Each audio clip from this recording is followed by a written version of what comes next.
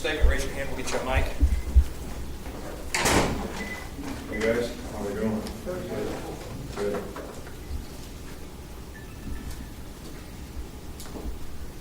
Well, I think that, the focus was to improve from last week to this week, and there was a lot of players that made a significant amount of improvement.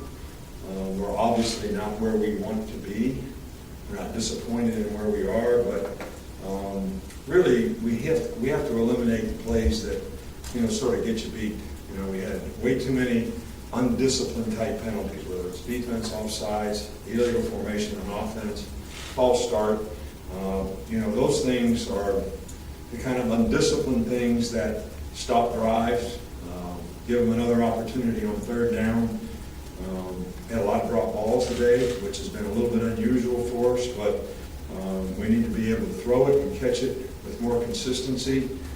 We did make some explosive plays, but we kind of just need to clean up and do things and execute things with a little more discipline and focus. I thought the effort was better today. I thought we got off to a little bit of a slow start today because we had about a 30-minute rain delay at the beginning. I think you guys are probably here for that. I think I talked about this the other day. Given effort is not a gift. Talent is a gift. We've kind of always had, pretty talented guys around here, but to play with the kind of intangibles, effort, discipline, toughness, responsible to do your job. We need more people to be able to do that. I thought the ones basically played pretty well in the scrimmage, the first defense, but for the depth on our squad, we really have to get more guys to play with more consistency, and we've got a lot of young players. And I think it's going to be a work in progress to get those guys to, get the knowledge and experience and understanding that they need to have to go out there and play with the kind of intangibles when they know what they're doing. So we've got plenty to work on. We're not disappointed in where we are.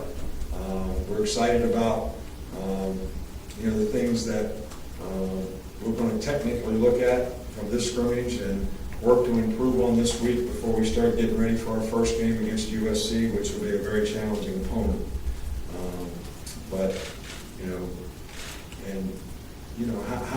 If you don't fix your problems, they stay with you. And most of the time you fix your problems from inside out.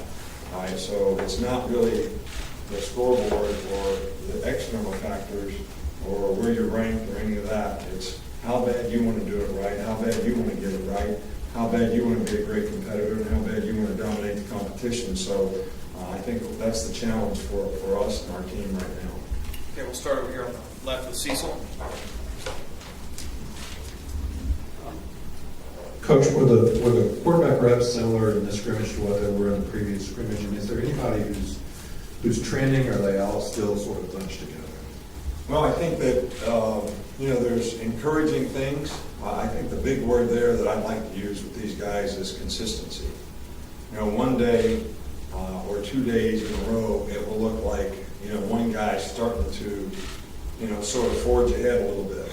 All right, then 2 days later, somebody else seems to have a good day or two, and it makes you think that, maybe this guy's the guy that's, starting to take the bull by the horns and going to be the guy. So I think it's consistency. I think it's the guy that can go out there and do it day in and day out and have the confidence to do it, not the press, take what the defense gives, don't try to make plays. But I think what the quarterback's got to understand, and you've heard me say this before, is you can't make the plays that lose the game. We played here with quarterbacks on good teams that they didn't necessarily win the game. They just never did anything to lose the game. And I think it starts with that. And those are the kind of plays that we have to eliminate. And I think understanding the situation, whether it's 2 minute and you take off running and clock runs out, rather than throwing the ball with the read that you had, those types of things are what the players have to understand and be able to do with more consistency. I think everybody is capable. I don't have any question about the capabilities. We talk about this on a daily basis, but each time we talk about it, somebody seems to come to the forefront, and then all of a sudden, somebody else sort of pushes ahead. So the person that can play with the most consistency is the guy that's going to have the best opportunity to lead us in the first game. And I can't really say that one guy sticks out right now. I think, they have different skill sets, so doing what they can do would probably help each and every one of them. And we probably have to get into that some this week. Up front with Mark. Yeah, just from an injury standpoint, did you have anybody sit out of the scrimmage or anybody get hurt during the scrimmage? I can't understand what you said. From an injury standpoint, did you have anybody sit out of the scrimmage or did you have anybody get hurt? Yeah, we had a couple guys that we didn't scrimmage today. Dalvin Tomlinson, who injured his ankle, he was dressed. Probably could have done some things today, but we didn't want to push the envelope on him. Holcomb has a twisted ankle too. We held him out. He might be out for another day or two. Cam Sims, I got a little knee soreness late in the week last week, so from his injured knee, so we held him out basically because we thought it would be good for him to get 3 days. We're really not going to practice for the next 2 days. The players are off tomorrow. We watch the film on Monday. We do stretch and stride, which is really not practice, and with the strength coaches. And so we wanted to take advantage of giving him some downtime that might be able to help him get back to 100% because he was having a really, really good camp. I think that's it, right? I think that's all the guys, and we didn't have anybody get seriously injured today, which was a good thing. So hopefully we'll be pretty much close to full strength when we start back on Tuesday. Left side with Michael. 2 scrimmages in, what are the things that you want to see improve the most specifically? Well, I think that, I talked about playing with more discipline as a team, too many penalties, illegal formations, false starts. So that's one thing that I think is, very correctable, and we need to get it corrected. I think the biggest thing is for us to find more players who can contribute on a consistent basis. I think we can play a little better in the offensive line, be a little more physical, finish plays a little bit better. We're still looking for consistency at running back position. Obviously, quarterback is something that we'd like to see happen. I didn't think in the beginning of the scrimmage today we tackled very well on defense, which is uncharacteristic for us. I think we got off to a little bit of a slow start after we sat around for a half hour to go out there and play. So, we can't give up big plays on defense. We got to be a good tackling team. We got to get turnovers. All those things are things that I think we need to improve on. Right with Tony. Hey, Coach, can you talk a little bit about the secondary, and are some of the younger players kind of taking a more mature role? Well, they have to.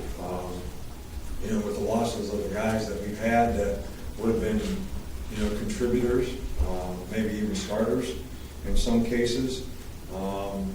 I've been really encouraged by Hootie Jones and Deontay Thompson, and we have played Trayvon Diggs on both sides of the ball, and he's done very well, so that's been very helpful. Anthony Everett has had a good camp, so we feel like we have 3 good corners, and we have to have one of these young guys sort of come along and step up and continue to improve. They've made a lot of progress, but that's where the depth's got to come from at that position. A couple more quick ones. We'll start in the back with Scott. Hey, Dick, you never have hesitated in the past to play young guys or freshmen if they were ready to play. You thought they were the right guy. Do you view quarterback differently because they touch the ball every play, or is that the same as the other positions, you think? No, I think to me, I don't look at a guy as to whether he's a freshman or a sophomore or a junior, or I look at him with what kind of maturity does he play with. Not what his chronological age is or class is, right? But how fast does he grasp what he needs to do to play at his position, and what kind of maturity does he go out there and compete with? What kind of decision making and judgment? We'll probably have more freshmen play this year, maybe than we've had for a while around here, because we feel good about some of them. They got a long way to go, but we lost a lot of good players, and some of those guys are certainly adding depth at a lot of positions for us, and we need them to be able to have roles so that, you know, one of the good things about last year's team is we had a lot of guys who could play. You know, we played 16 or 17 guys as starters on defense. So we rotated a lot of guys in there. We were fresh on third down. Well, we need to get some guys that can do that so that, you know, for instance, Ryan Anderson and Tim Williams don't have to play every regular down, so somebody else can play so they can be better on third down. So, and this is true at a lot of positions, and it's true on positions on offense, whether it's a receiver or running back. But I do not have a problem with the guy's chronological age. Just like we played 2 freshmen in secondary, true freshmen last year. You can get beat back there with freshmen playing, but those guys knew what to do. They learned how to do it. They were confident, and they played pretty well for us. So, you know, now if a guy plays quarterback and he's a young player, I think that it'll require us having patience in his development and not ask him to do things that he's not ready to do. Last one, Alex. Nick, you pointed to the scrimmages as points you want to see the quarterbacks separate themselves. Have you seen enough of the 2 scrimmages where you feel you can whittle down the competition, or do you still expect to go to 3 the rest of the way? I really don't understand your question. I don't know if I can't hear, you guys can't talk in the mic or whatever, but. He's saying, is there still three quarterbacks involved in the competition, or is it whittled down? Yes. Okay. Thanks, Coach. All right, thank you. That was an easy question.